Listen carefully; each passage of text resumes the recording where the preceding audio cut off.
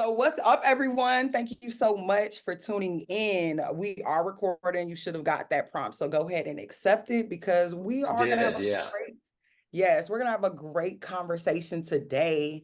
Um, Again, I'm Candace Clark, affectionately known as Candle the Farm Plug, and I'm a PhD student here at Tuskegee University. This program is brought to you by the Carver Integrative Sustainability Center, the College of Agriculture, Environment, and Nutrition Sciences, and Cooperative Extension at Tuskegee University. So, whole bunch of names, whole lot of people, but we are super excited to engage two people that we met almost what, 2, maybe 3 years ago. About that, yeah. It's been a while, definitely been a Been a while, while. but I am super excited to introduce you all to Josh Metz and Yeah, Chris. and things are broken up a little bit on your side, Josh. I can barely hear that. Oh, oh. Okay. Well, I'm gonna let them introduce themselves, but real quickly, there also will be a survey that I would humbly request that everyone fill out. That'll be coming out towards the middle/end of the conversation. So be aware of that. And again, this is also a discussion. So we're gonna get a nice presentation for maybe about 15, maybe 20 minutes, just to get everyone grounded in this conversation of advanced automobility. I know what I thought it was, and then when I figured out not only was I right, but it was more than that, it totally changed my perspective on how development can look. So with that, I will take a step back and give all of the control over to you, Josh and Chris, to let us know who you are, what is DART, and what y'all got going on. All right. Thanks a lot, Candace. And Chris, are you hearing me okay now? Or Yeah, I hear you fine now. I think it Okay. might have been on my side. Yeah. shaky internet down by the beach. Chris runs his UAS, which is uncrewed aerial systems. We'll use some acronyms and hopefully we won't throw too many people off. But that's drones. He runs a test site out here on the West Coast in Monterey, in Santa Cruz County. And that's where he's got the shaky internet, but hopefully it stays good enough for us. But yeah, let's just start with an introduction. My name is Josh Metz, and I'm the executive director of an organization that Chris and I co-founded several years ago called Monterey Bay DART. And I'll put a link to our website here in the chat for anybody who might want to follow up or read along while we're going.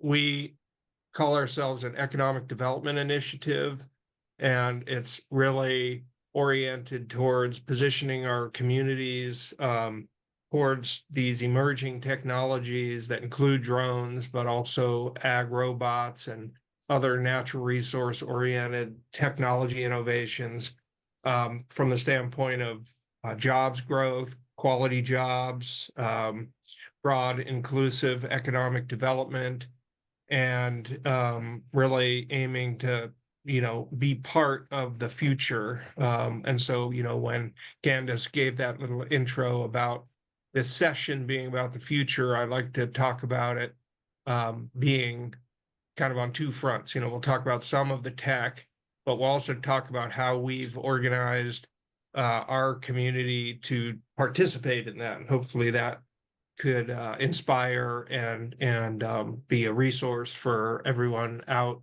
your way. So yeah, I will pass the mic over to Chris to give a brief intro of himself, and then I'll walk us through a slideshow that he and I will kind of go back and forth on and hopefully keep within the 20-minute target. So how long do we have, Candace, for the whole thing? I want to give you all, I'll say you have 20 minutes, but I will let you know when we hit 15, because I want to be sure that people can ask questions and we can have a rich discussion afterwards. Okay, great. Chris, why don't you go ahead and we'll keep it brief and then we'll have a chance to go deeper on our slideshow. Okay, great. Yeah, nice meeting you all. Yeah, so as Josh stated, I run a UAS test facility here on the California Central Coast. So that's Monterey Bay. And I'm actually looking out right on the Monterey Bay right now as we're speaking. Our office is literally right on the Pacific Ocean. And to the north, I can see the university that I attended, which was University of California, Santa Cruz. And then to the south is the city of Monterey. So we're kind of in a very unique spot here, very close to Silicon Valley, which is pretty much like hour and a half drive from our location. So a lot of technologies that happen over in Silicon Valley, in aviation and automated cars and things, they need to test these. And typically in Silicon Valley, it's too dense, too much of a city, so you can't test those. So you need a place to go to that's not too far away to do those tests. So we support various testing, aviation and otherwise here at our location. We kind of have 1 foot also in with the military, mainly the Navy that is down in Monterey. The Naval Postgraduate School is located there, as well as the Naval Research Lab. And we actually do a lot of testing here at our site in meteorology. So yeah, that's just a quick background and what I do. Thanks, Chris. So I'll go ahead and put up a slideshow here, and then we can go through and we'll monitor the chat. I see there's already one person who wants to come visit, and that's a common refrain. So the door is open. We'd love to host more folks from Tuskegee out this way. So you'll see our contact information at the end of the slideshow, and I've shared it with Candace so she can send it around afterwards too. So as I mentioned, we have this organization. It's a nonprofit public benefit corporation that we founded in 2018. And really in response to emerging tech that we saw happening around us and really the benefits of those technologies to key drivers of the regional economy, including agriculture, mobility, national security, and natural resource climate issues. And so we organized this activity really to, again, make sure that the benefits of these technologies are not limited to smaller groups, but are spread around, especially to the communities that we touch and serve. So we have really a public interest foundation. And can you all see the slideshow and everything? Okay. Yeah, so we really focus on these cross-sector partnerships in a range of emerging tech industries.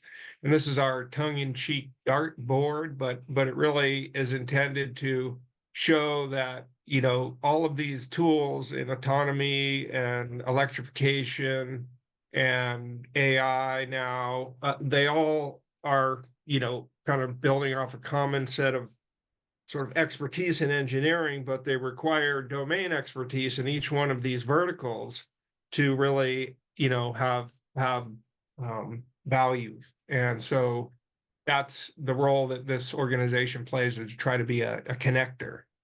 And so we support the growth of good fit, climate smart businesses for these reasons. And we have 4 program areas: innovative workforce development programs, critical infrastructure and facilities access, innovation, entrepreneurship, education, and policy advocacy.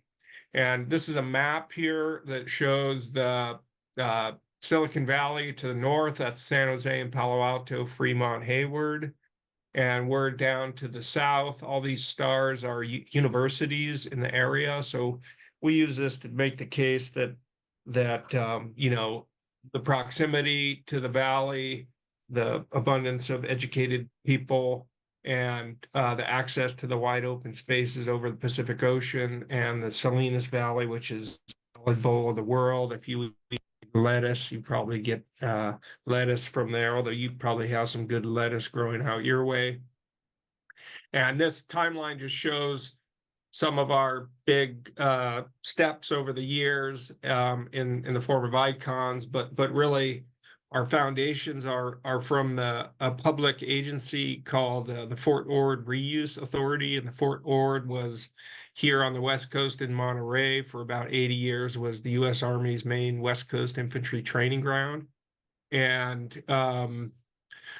it was out of that reused. The base closed in 1994, and we sort of grew out of an economic development initiative there, really focused on trying to serve the communities that were affected by the base closure. There's a large Latino population. We have the largest African American population between the Bay Area and Los Angeles here, and those communities still are fundamental to who we serve. Through the years, we've created this ecosystem, which is reflected with a bunch of these icons of different companies, public education institutions, public nonprofit organizations, and then government agencies. And so that's really the mix of players that we deal with. And it's through working this network that we get results. So I'll focus first on some of the workforce development stuff that we've been into. Our big accomplishment in the last couple of years has been working with a company that was founded and is growing here in the area called Joby Aviation. Chris, if you got a moment, you could drop the link to Joby Aviation in the chat so people can get a look at what this amazing company is doing. They're creating these electric vertical takeoff and landing aircraft, and they have started manufacturing these airplanes out here. They're building a larger facility in Dayton, Ohio, and one of their competitors, which is also located out here, is building another manufacturing facility in Covington, Georgia. So these companies are expanding nationally. And but we had we started an apprenticeship program to basically train people in the manufacturing. Advanced manufacturing is a big opportunity space for these emerging technologies. It's a way that folks, even without high degrees, can get access to these career pathways that just have tremendous growth potential. And so we've been focused on making sure that the community members in our area are gaining that access. And through a program like this, we've had great success in bringing people in through paid apprenticeships and then getting them full-time employment in this growth company, which has gone from under 1,000 people to just under 2,000 in the last few years. There's a case study that we're just going to be releasing. Candace gets our newsletter. It'll be in our newsletter coming up, but this talks about the process that we went through to both create the apprenticeship program and then also ensure that the jobs that are being created are going to local community members. And so in fact, there'll be this will be kind of a national case study, and I'll be out in Memphis, Tennessee in mid-September talking about this at a workforce development conference. So really, it's a great case study and just this cross-sector collaboration. I think that's a good thing to take away from this presentation. We're also expanding our apprenticeship model into other areas, including agriculture. And this is a company growing in the area called Farm NG or Next Generation. And these little funny looking machines down in this lower right corner are ag robots that have expandable wheelbase and can drive autonomously, and they're much less expensive than a regular tractor. And so they're being uptaken broadly. And so we're starting programs with them now. Other work that we've done in this area is focused on really understanding what the skills demand are. And this is another study that is just going to be released. And so when it goes out, Candace can share it around. And finally, in this area, we've been dreaming about the future. And so we've been thinking about advanced manufacturing training opportunities, which include the creation of a new facility that would allow for training from different community colleges and colleges at one location focused on skills that are in demand. And we have recommended 3-phase process for that. So we engage with our local community colleges and education institutions and government agencies to advocate for this. Infrastructure and facilities. This is Joby's planned expansion in Marina. They're currently under construction with a 250 square foot facility where they'll manufacture these futuristic airplanes. And that represents about 500 new jobs for our area in advanced manufacturing. And this is where Chris gets to say a lot more, because this is a picture of where Chris is sitting and working and where he does his UAS test range work. So Chris, do you want to take it from here for a few minutes? Yeah, so we're on a property that is owned by the Seventh-day Adventist Church, and it was a former World War II coastal defense site that was turned over to the Seventh-day Adventists back in the mid-40s after World War II. And so what we do out of here is host clients to come test at our facility. And as you can see, it has a grass aircraft runway, mainly for smaller Cessnas and STOL aircraft. But we have immediate access to the Monterey Bay and the Pacific Ocean. And so this is a valuable asset to the folks that want to do testing. We don't have to fly over anybody's houses or endanger anybody. If something went wrong, that the plane would fall out of the sky, it would fall into the water and not injure anybody. So it's been a valuable resource for testing. But we also work with folks at NASA because they're trying to develop kind of 24/7 firefighting. I'm sure a lot of you have heard about the fires that we've had here in California, but elsewhere in the United States. And there's a big need to fly forest fire aerial response to kind of 24/7 rather than in nice clear skies, the appropriate weather, so you wouldn't have to risk anybody and the pilots in the planes. So they want to really start moving into flying these a lot of these missions unmanned at night and things like that. So we've been working with NASA on several different projects, but in this picture, it highlights the COSTA program that we're working on. They set up around fires TFRs, which is temporary flight restricted areas. But the challenge is getting those assets, aerial assets, out of non-TFR areas into the TFR. And then once that drone or UAS is in that space, it can stay there for quite a long time, and then it needs to bridge over to another TFR or come back to this base for refueling, things like that. So those type of works we're engaged with NASA on to ensure safety in the national airspace. So yeah, really exciting. And then Josh also has there on that slide too the U.S. Naval Research, and so those it's a meteorological site that we host here at our location. Weather has a lot to do with forest fires, obviously, but also with aviation. And so we have a very sophisticated suite of instrumentation that is being fed into the Navy's computers and others' uses for looking at the atmosphere and how it affects our operations at our locations, but elsewhere. And yeah, thanks, Chris. And I was also going to note that the greenhouses you see there are just that, greenhouses for contracted ag activity on the site. So it's a great testing ground for ag related innovations as well. I think there's that weather station that Chris is talking about. And so this is where the Naval Research Lab has access to viewing over the ocean. So it just shows you that these there are multiple domains where these different technologies intersect, and depending on what your objectives are, you can have a broad view of who your partners might be and how you might advance your work.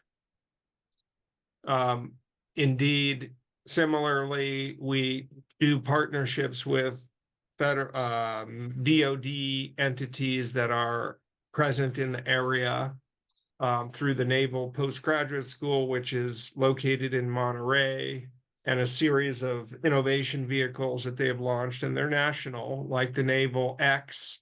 There's an Air Force version called AFWorks. And so these are all mechanisms by which research can be conducted or funding can be accessed for innovative startups.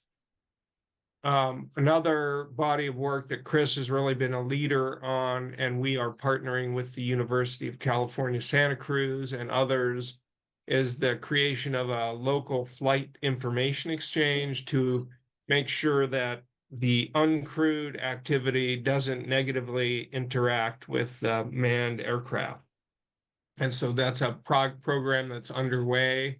We've recently submitted a Department of Transportation federal funding application for a research project focused on using these drones to assess roadway damage after a potential large disaster. So again, this is kind of the public safety use case for some of this technology. It's both the aerial robots, the drones, but also the remote sensing, the data transmission, the data interpretation, all of the above. And in the realm of innovation and entrepreneurship, universities are great assets for supporting this. And I don't know what you have out at Tuskegee, but certainly the cultivation of innovation cycles where it's either in a formal accelerator or incubator format or something can help your research become taken up by private industry in the form of companies and have broad impact. But really, this innovation ecosystem is I think wide open, and I think it was great to hear Vice President Harris mention it in her innovation economy the other night. I think we're really positioned well for a really continued expansion of innovation as a vehicle for economic mobility. We work with multiple partners in this realm, public and private, and I would encourage you, Candace, and your colleagues over there to find these partners, and even through partnering with us, we can be a resource for you over there in this area. This is an example of a vision that's being developed currently where a farm site will be a host for testing and certification of new technologies that would have direct value to specific ag sectors. And so this is through the Western Growers Association, which is a large fresh produce association of farmers, and they're nationwide, but I'm sure they exist out in your area, and finding ways to support the technology integration needs of this sector, of the ag sector, by way of supportive facilities would be, I think, an interesting concept to develop locally. Then, of course, we partner strongly with our education institutions and policymakers. For 6 years, we've been supporting an activity called Drone Camp, which is basically an intensive week of education for flight planning and data processing for researchers and agency personnel. And this is an ongoing activity.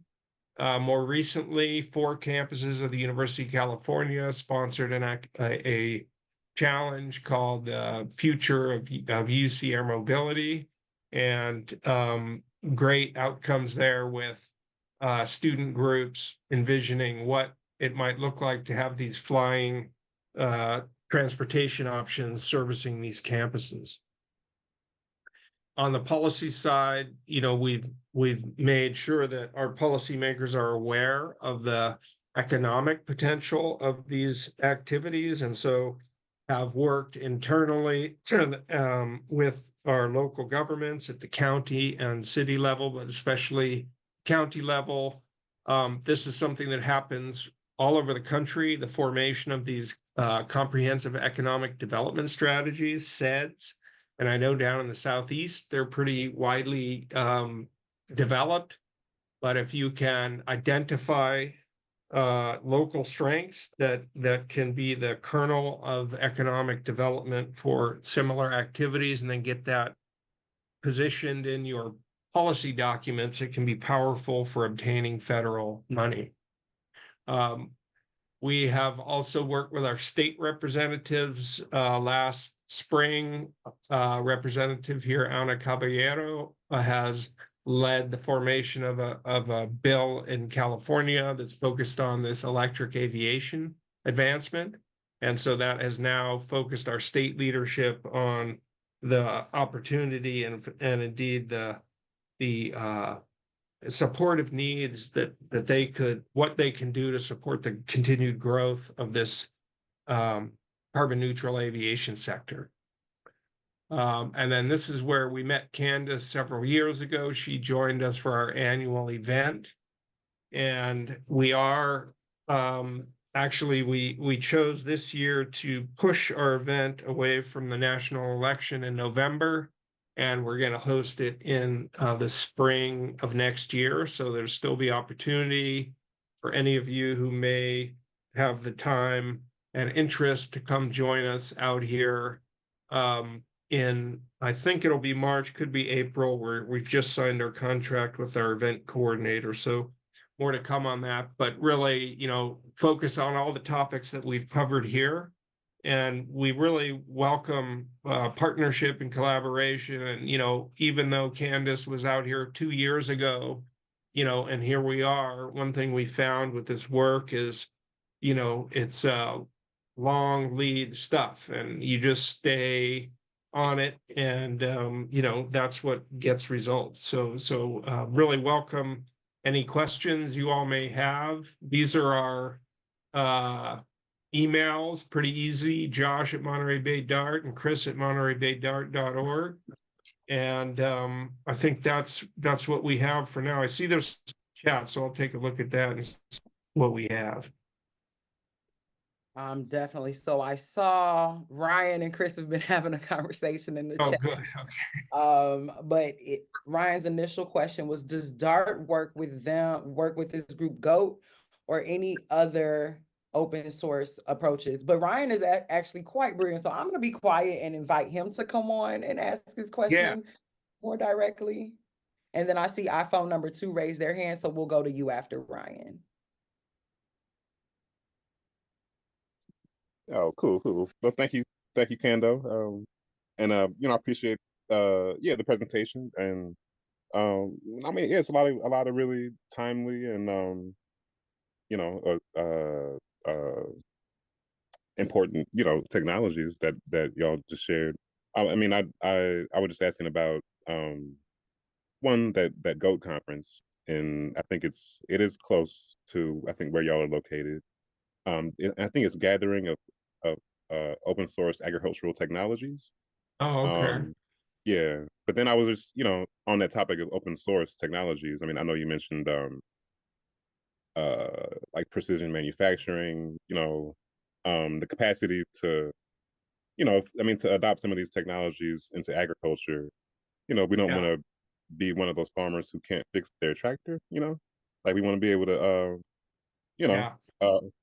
have some of these open source technologies to where we can open the hood, so to speak. So yeah, well, that's a great point. In fact, our work with this company Farm NG has been a great education in that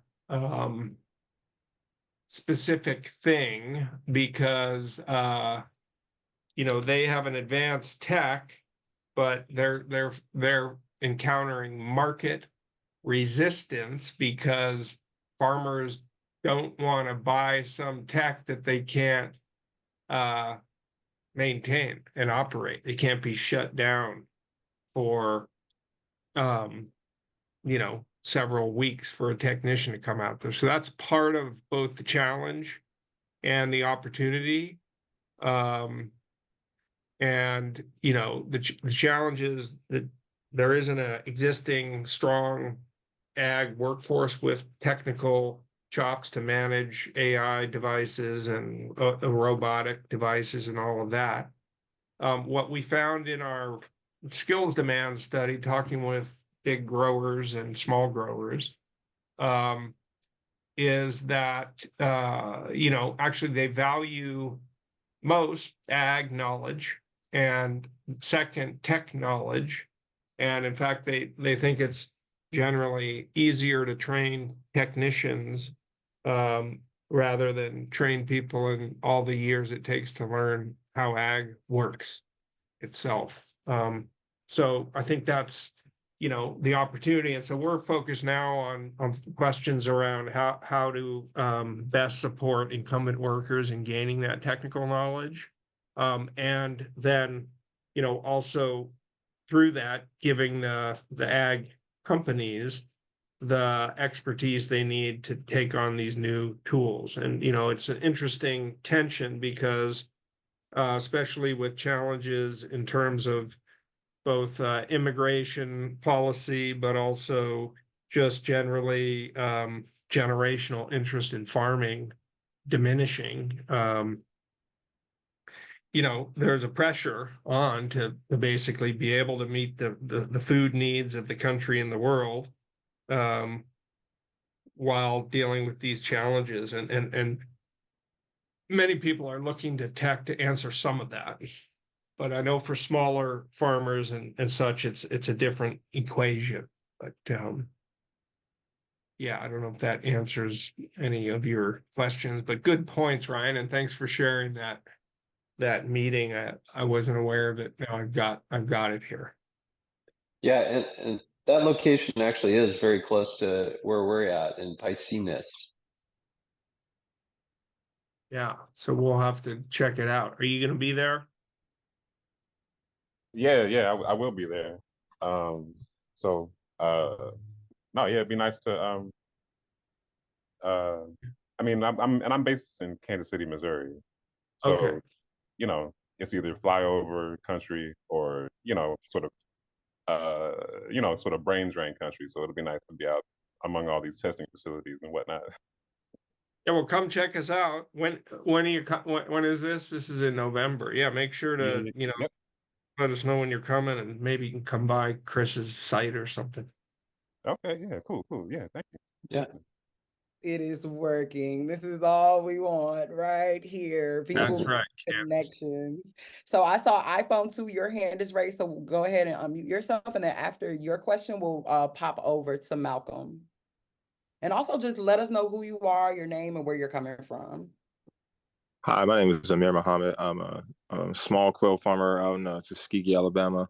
I'm very, very impressed with what you guys have done. It seems like really cool technology. I was just wondering what you guys were using in terms of building materials, because a lot of what we talk about these days, in terms of climate change and sustainable practices and things like that. And when we talk about electric vehicles and things like that, they are sustainable in a way in terms of lowering emissions and things like that, but they're not necessarily sustainable in how extractive they are in terms of building lithium batteries and things like that. So just kind of wondering what kind of materials you guys are using within your product.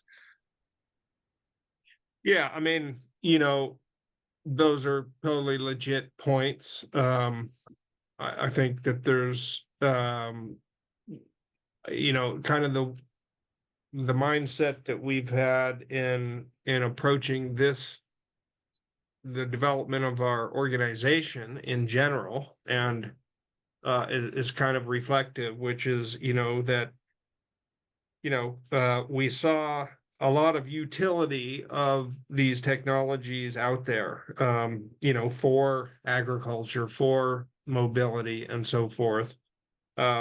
And of course, it's on the everyday news, how drones in particular are, used widely for, military purposes.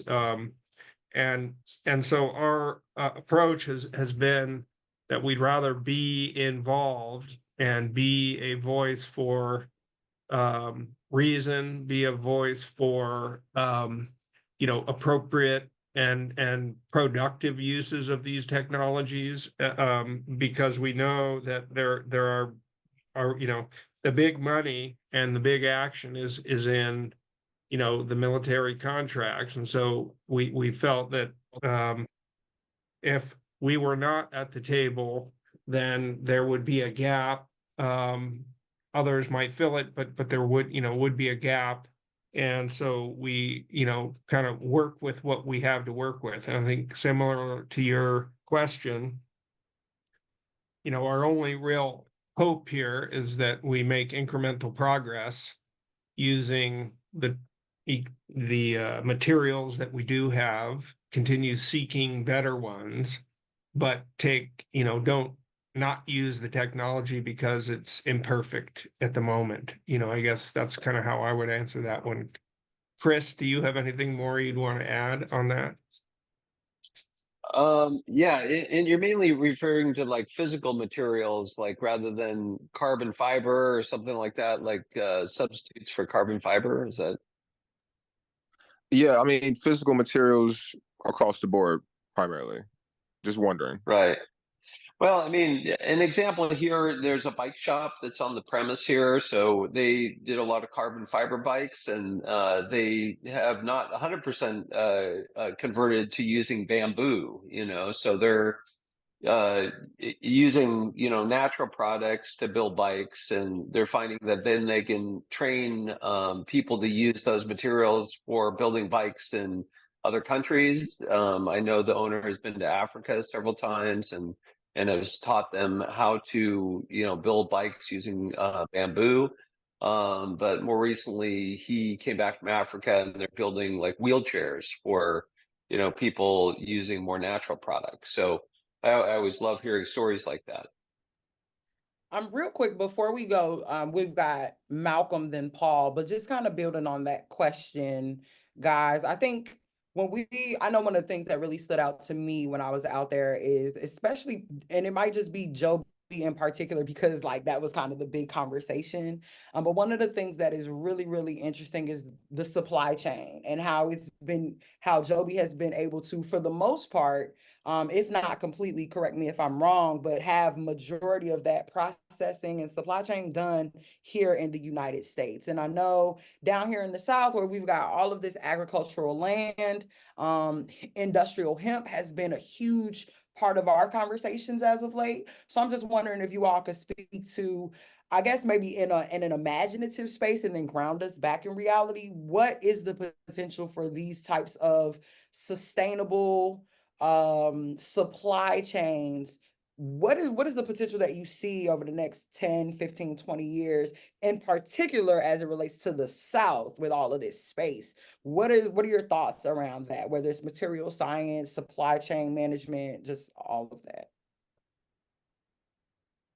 Yeah, well, I mean, I think Chris's example there of the work of Craig Calfee at Calfee Designs on the bikes, and moving from his use of carbon fiber and then exploring these alternative materials. I mean, I think it's a big area of active investment and innovation. I know there's a venture capital firm here called Hawk Tower, which has basically defined its investment premise as natural resource tech innovation. And so,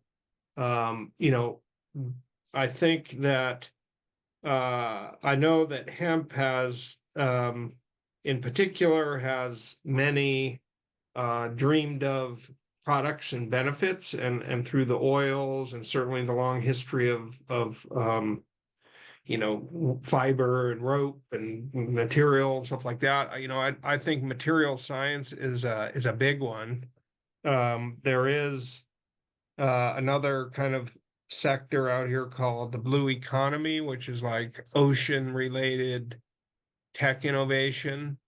And there was a material scientist, I was just talking about her earlier today, that I met, who has figured out a way to use a problem product, which there's a whole story here, but it's basically these purple sea urchins have like grown in abundance and are eating all of the kelp, and so there's these vast areas under under the nearshore area that are just covered with sea urchins. So they're trying to think about ways to control them. And she has done material science work, which has turned some of that shell material, calcium carbonate, and made 3D printing fibers out of it, and made tabletop material like marble that you can use for like kitchens. So, I think there's a big opportunity in that space, and especially a product like hemp, which has oil and fiber.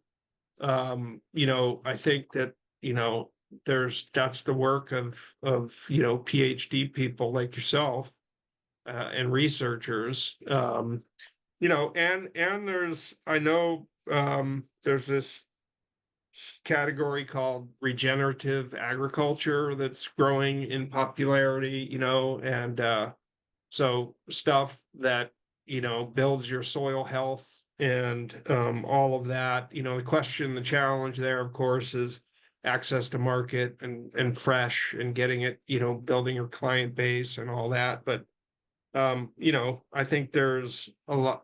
We just need more of that. That's the only way we're gonna, make it. So keep going. Yeah. All right, thank you guys so much. So we'll pop over to Malcolm. If you're ready, you can come on and come off mute, and then Paul, your question will be next. Hi, my name is Malcolm Johnson. I'm an aerospace major, so everything you guys are talking about is just refreshing and it's just blowing my mind.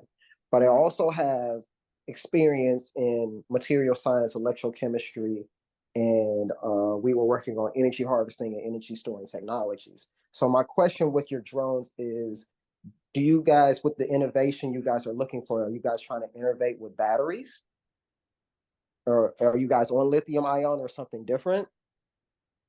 And then I had a question about, you said you guys are a testing facility. Is it only offered to the United States because you guys work so much with the Navy?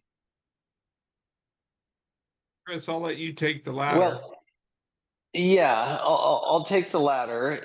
So yeah, our facility is open to a variety of folks. It's anybody kind of friendly to the United States. Our test facility is open. So we have everybody from like small startup companies that might have an idea on a drone or a sensor on the drone, or those type of things. So Cool. we don't try to eliminate anybody from that front. So yeah, we're kind of open to somebody that's been working in their garage testing things, and we offer kind of place where we can do that kind of work here on site, but you can just go walk out your front door and go fly. So one of the examples I have, kind of with the type of fuels, the lithium ion batteries is a really popular form of energy, but there's a company here called Parallel Flight that is doing a hybrid liquid fuel and electrical system. So we can they can get a longer duration and lift heavier objects over a longer period of time. So, and then also, Josh might jump in now kind of with the hydrogen pursuits that we're working on too. Okay. Yeah. I asked because there's a company I just looked up out in Germany that's trying to work on a flying car like the Jetsons. I thought you might be interested in that. Yeah. What's the name of that company? Is it H2 Fly by chance? No, it's Lilium. Oh, Right. yep. We know them, yeah. Y'all know them? That's what's up. Yeah, it's an international market. So there are literally hundreds of companies trying to kind of navigate this space. Archer and Joby are a couple of the market leaders at the moment, but it's still pretty wide open. And looks like somebody's showing their screen. Are you intending to do that? Yeah, I was just showing my Okay. screen because I think Malcolm came in a little bit later, so I just wanted him to have the overview of who you all were and like how you operate, because you're not a particular entity per se. You work with multiple entities. Right, right. We're a connector. So in terms of the question on type of you know, battery, we're platform agnostic. We're interested in the best. And so there is continuing, and that's, some proximity to Silicon Valley helps because we know there's a lot of work going on in different battery efficiency things over there. But Chris mentioned also hydrogen and hydrogen fuel cells are kind of a big deal. And Joby has just recently demonstrated that they can extend their range of their current aircraft from um, 150 miles to 500 miles by using a hydrogen fuel cell on board. And so I May I think interject here? yeah, go ahead. I have 2 patents working on a technology that is converting waste heat to electricity by moving hydrogen really fast. Is that something you might be interested in? Yeah, I mean, I'd say keep going, get it going. One thing you'll know is out here in California, they were awarded a Department of Energy multi-billion-dollar grant for the standing up of a hydrogen hub, a national hydrogen hub. And Okay. so there's big investment going into that. And you can call us a beachhead for connectivity out here in California Oh, I get it. when you get it together, and then we'll do our part to support. Wow. Okay. All Okay, right, thank Malcolm, you. hold on, because I see you about to do that thing. You about to get started. I want My to make sure bad. that no, you're fine because this is a space for we all gonna learn. But I want to be sure that Paul gets a chance to ask his question, and then I see Ryan had his hand back up. So we'll go to Paul, we'll go to Ryan, and then if you have one more question, we can wrap with you, and we'll just wrap from there. Okay, so it's funny. I like what I'm hearing from you all, and it actually goes perfectly with what I'm going to say because what I lead is with the Black Policy Institute. It's a think tank there. So having a connection, know like what are inspiring, students looking to do, people getting involved, or just like people in their own personal development and journeys, but also the business owners, like being able to recruit to have prospective people, but also like what's a trusted source and people who are able to like give out, people who want to get involved and engage. So that's what I do. So I'm happy to listen to what everybody has to say. I'll provide my contact information as well. So it's like, hey, we can follow up with you to say like, what are the networks you want to be able to expand into? That's like diversity, equity, inclusion. Providing, let's say, some levels of how we could do like a master plan collaboration as well. And then also for the students out here as well to be able to promote and share your networks and your research and be able to now bring that to different communities who need you, while we're doing all of this in the first place. So Yeah. I'll continue back going and listening, but I will provide my contact information. Right. Yeah. I just, encourage you to stay in touch. We have a regular newsletter and, anytime you're coming out this way, we'd welcome the connection. Our biggest funder is a large philanthropy here in California called the James Irvine Foundation, which is really focused on inclusive economic development and, broad equity across the board. So that's a foundation of what we do and will continue to do. We just think it's the right way. It's the way to a stronger, healthier local and national scene. And so we'd welcome collaborations from you all. I mean, we were stoked to meet Candace and glad we've kept this connection. Yes, I'm definitely one of those people. Once I meet you and get excited, I'm not gonna go away ever. So I will definitely be pulling up on y'all back out when I'm in California next time. What's up, Yeah. Ryan? Oh, yeah, no, thank you. I did want to, I do want to ask just, so much of the speed and pace of innovation is just, push for, new technologies, and sometimes Yeah. I'm really interested in what's in the lost and found in some of these organizations y'all work with, or like Mhm. they're what they call obsolete technologies that at hand scales, some farmers here in the Midwest could use it, find a new Mhm. innovative way to use obsolete technologies because there's so much of a push for, advanced materials, that kind of thing. And I think there's a lot of value in, stuff that they're not using anymore that I could Yeah. just put in the back of my truck and drive back to Kansas City. Yeah. you know. But in other words, but that's also a way to the transfer of technologies is a big way to, be community partners. And, Mhm. there's yeah, it's just like, anyway, yeah, I wanted to kind of ask about yeah. Yeah. I mean, nothing jumps to mind exactly, although I think if you came out and if you're going to be out for that thing and, maybe you could connect with the Farm NG folks, I'm sure they'd be glad to, meet and talk. And, one thing we've found is being a 501c3 nonprofit opens you up to, uh, tax benefits for donations. So that, we're dreaming about, for example, getting access to some old offshore wind um not generators, but what are they called, Chris? The big things that we're Wind trying. turbine. Wind turbines, yeah, turbines, because they're taking them down from places in the Midwest. And now they're starting to build out here offshore, and we want to train people in how to operate and maintain. So, being a nonprofit, we can approach these large corporations and say, hey, what about sending us, donating to us one of your old turbines? And then we pair that with one of our community college partners, and then we can create a program on how to work with that stuff. So kind of, similar to what I think you're talking about. I say, I yeah, like let's. the lost and found terminology. That's good. No, that's why Ryan is one of the geniuses we got to keep in space because That's right.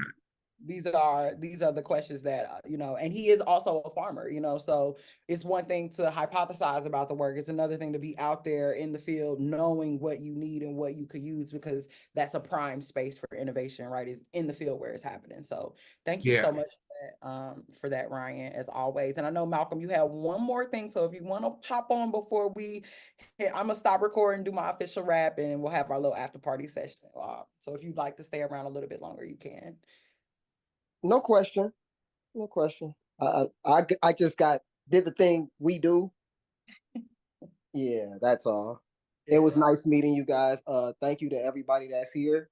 Thank you for having me. This is my first one with Candace. Great. Yeah, likewise. Appreciate the opportunity to be here, and our door is open. You got our connection information, and feel free to follow up. And Candace, we'll look forward to hopefully seeing you out here in the spring when we have our conference. Yes, and I should be a doctor by then, so hopefully I All can. right. Yes, but do you all have any just final comments, thoughts about, just the potential, like some key elements of, creating an innovation ecosystem before we sign off that you'd like to leave us with? Chris.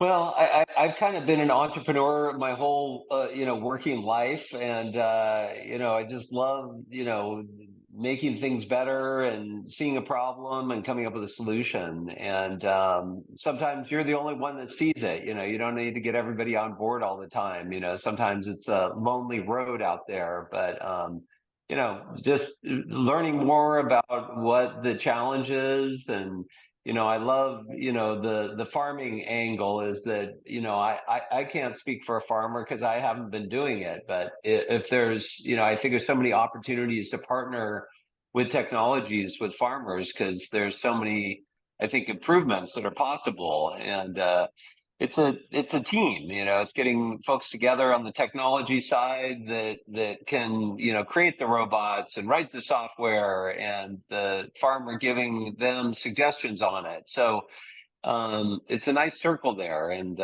really exciting pursuits of making things better. So yeah, I love that space, you know, doing something that's nobody else has done before, or just combining two things together to make something that nobody's thought of. So, yeah, encourage you guys to keep on moving forward in those pursuits of, you know, farming and agriculture, and there's other combinations too.